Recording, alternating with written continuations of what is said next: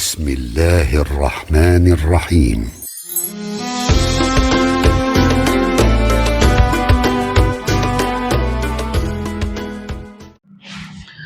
Alhamdulillahilladzi an'ama alaina bi ni'matil iman wal islam. Asyhadu an la ilaha illallah wahdahu la syarikalah wa asyhadu anna Muhammadan abduhu wa rasuluh, amma ba'du.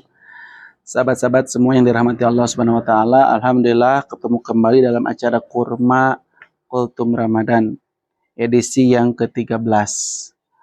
Pada kesempatan kurma kali ini kita akan merenungkan hadis Rasulullah yang menyebutkan bahwa orang yang saum itu akan mendapatkan dua kebahagiaan, dua kegembiraan.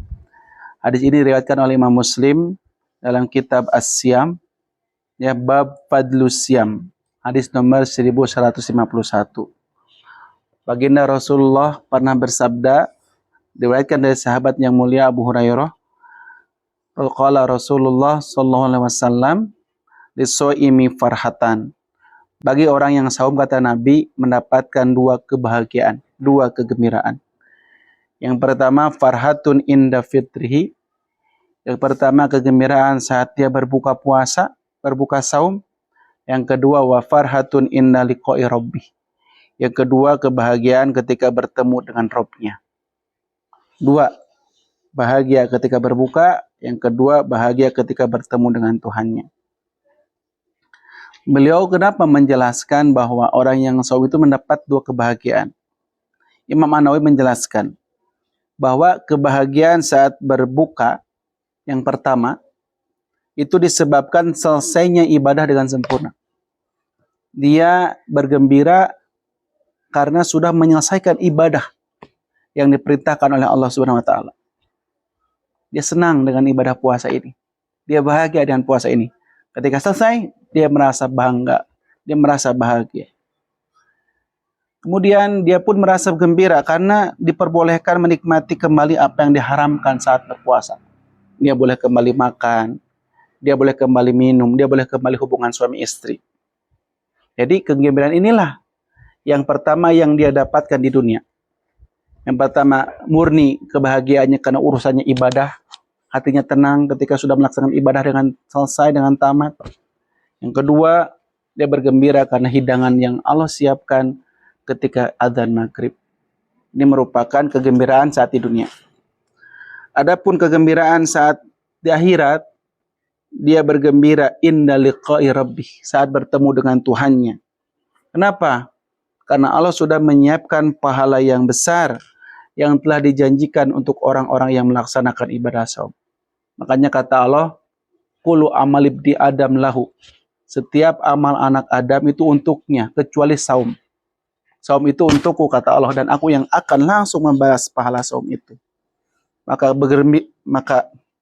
bergembiralah ketika dia sudah melaksanakan ibadah saum, dia mendapatkan kenikmatan di dunia dan dia mendapatkan kenikmatan di akhirat nanti. Bahkan Imam Al-Qari dalam Mirqat Al-Mafatih menyebutkan bahwa kebahagiaan hamba tersebut saat berbuka dapat disebabkan oleh beberapa faktor. Yang pertama, dia terbebas dari tanggungan Allah Subhanahu wa taala. Tahakkuk ma wa'adahullah, karena beres apa yang Allah perintahkan padanya. Yang kedua, karena dia mendapatkan pertolongan dari Allah ketika menjalankan ibadah puasanya, ketika menjalankan ibadah saumnya. Yang ketiga, dia bergembira saat berbuka karena dapat makan dan minum setelah menahan lapar dan haus selama seharian. Itu kebahagiaan di dunia.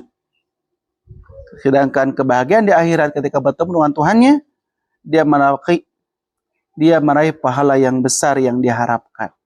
Yang kata Allah, pahalanya tanpa batas.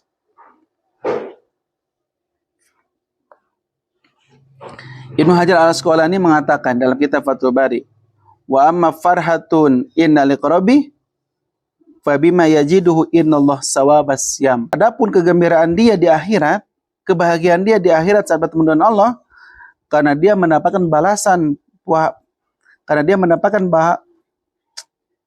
dia mendapatkan balasan pahala puasanya dan melihat ganjaran yang besar ini.